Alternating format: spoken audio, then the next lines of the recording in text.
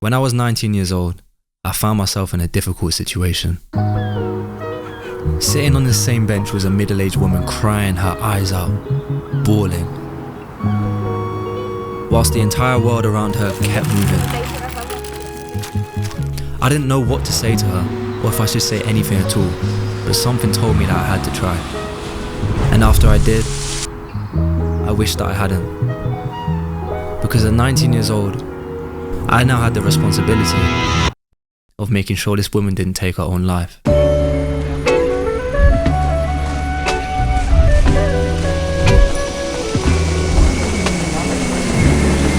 Guys, have you ever had that feeling where all of a sudden it's as if the world closes in? It's as if this big world that at one point in time you felt like you could take on, grab it by its neck and do whatever you wanted, become whatever you wanted. All of a sudden it's like it reminds you just how small you are, just how cold the night can be, just how menacing the wind can feel. It's like it just puts a stamp on your ego. Maybe you can't relate to that, but boy, I can relate to that feeling. There's so much pressure on us, isn't there? You know what I'm saying? As young people, as middle-aged people, even as kids, on all of us, men and women, to be something, to be someone. The world tells us that, our parents tell us that, our children rely on us. How much pressure do we have on our shoulders just to be someone, to be successful? Hey, to be successful, to be... Okay, just give me a second. To be... to get that degree, to get that job, to get that promotion, to make a certain amount of money, especially as a man. Money is tied to if you're a man or if you're not. As a woman, how pretty are you? Are you as pretty as that next girl? What's your body looking like? Do you ever get that feeling of just laying there at night and you just think about how the fuck you're gonna make it all happen? How are you gonna do it? And the world seems too big to even comprehend or even take on or manage. And you know what?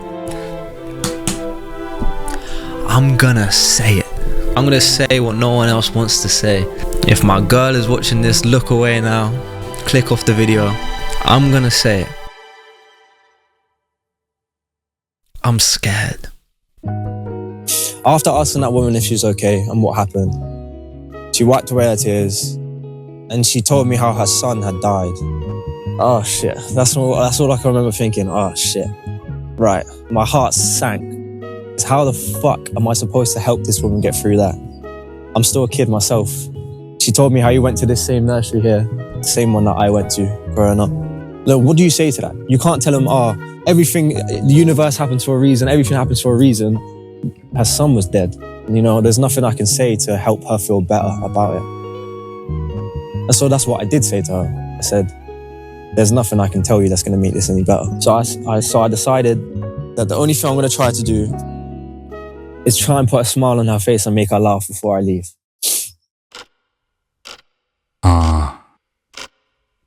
Age. Is it truly just a number? Or is it the uninvited guest at the party of our lives, whispering deadlines and shouting expectations? We are told from the moment we understand time that certain ages bring certain achievements. By 18, we must be this. By 25, we must have that. By 30, well, if you don't have it all figured out by then, you might as well pack it up, right? But who decided these rules? Was it society? Your parents? Some random guy on the internet? Or is it you? Creating anxiety over a timeline you never agreed to in the first place? Jesus Christ, that's a big-ass forehead. The invisible clock that ticks louder the more you try to ignore it.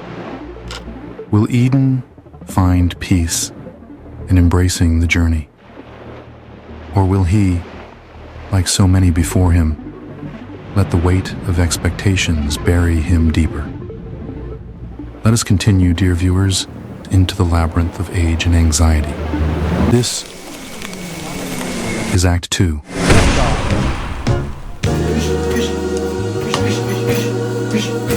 Ever since hitting the age of I want to say 20, it feels like life goes from pre-hard mode to hard mode. And you still have them fears when you're 16, 17, 18, but that big 2-0, leaving that teen out of the back of your name, something changes. It's like all the pressures just come in and time starts to speed up. I think there are unspoken rules that everyone kind of knows of about age, about where you should be at a certain point of time, that people don't like to mention, that people don't really say. But if they didn't exist, I wouldn't feel a sense of comfort when I speak to the 30-year-old who's restarting his life. When I speak to the 27-year-old who's doing her bachelor's right now. When I hear about a new artist that's popping off at 27, 28. Why would that bring me a sense of comfort if these forces didn't exist? Because the truth is they do. But we don't have to let them control us. You don't have to dwell over them. Hey now, way now, on about my baby. Especially when social media is putting all of these young millionaires in our faces. People at 17, 18, 19, 20 who seem to just be popping off, who seem to be having it all. Mansions, all of this shit. It always seems like they're younger people. There's plenty of us that dropped out. There's plenty of us that changed career paths. There's plenty of us that are struggling. There's plenty of us that feel lost. But that isn't reality for the most of us. Happy Christmas. Happy Christmas. It's amazing. So after listening to her, I gave her a big hug and I said to her, we're going to McDonald's. You want some? You want to come with? And that put a smile on her face. That made her laugh. And just that alone was one of the proudest things I had done, man. Just to be able to put a smile on her face in that situation. And I kept insisting. I said, do you want to come? We're getting McDonald's. It's going to be nice. I'll pay for you. She said, no, of course not. It's fine. But she's smart, and that's what meant the most. But just before I left, she said one more thing to me.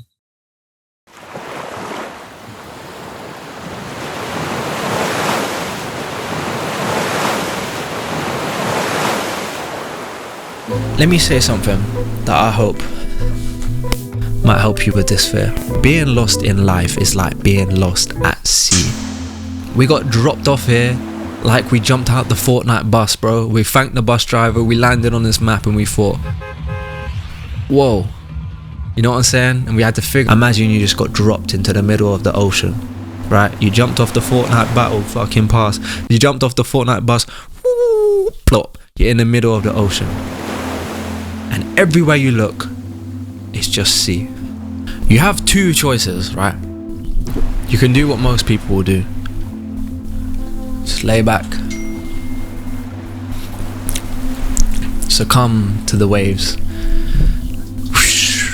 And just let the waves push them. And see where they end up. Maybe you end up on shore.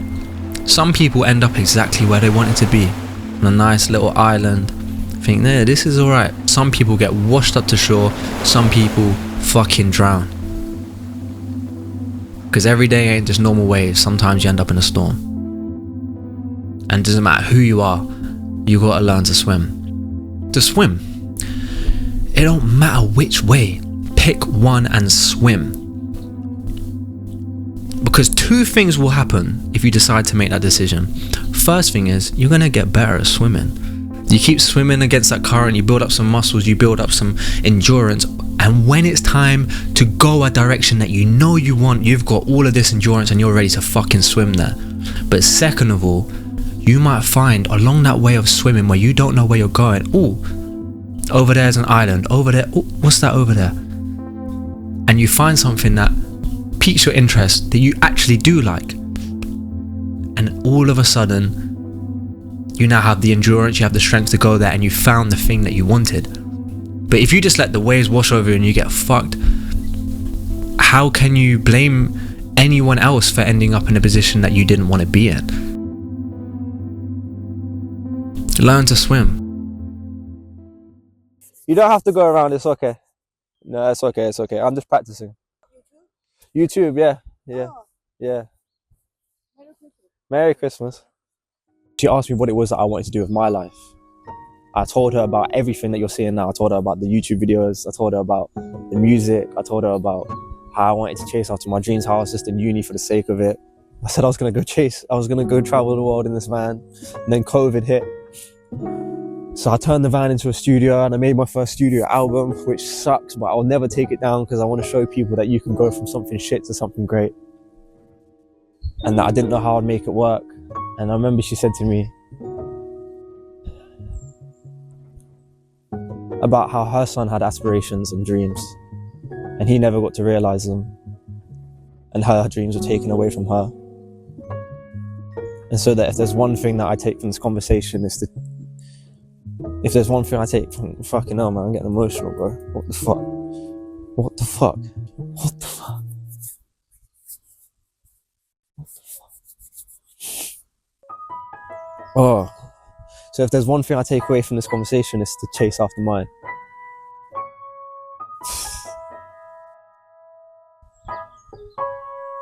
And now I'm here crying in the same bench. What the fuck? What the fuck? Damn, bro. Yeah, this shit's crazy.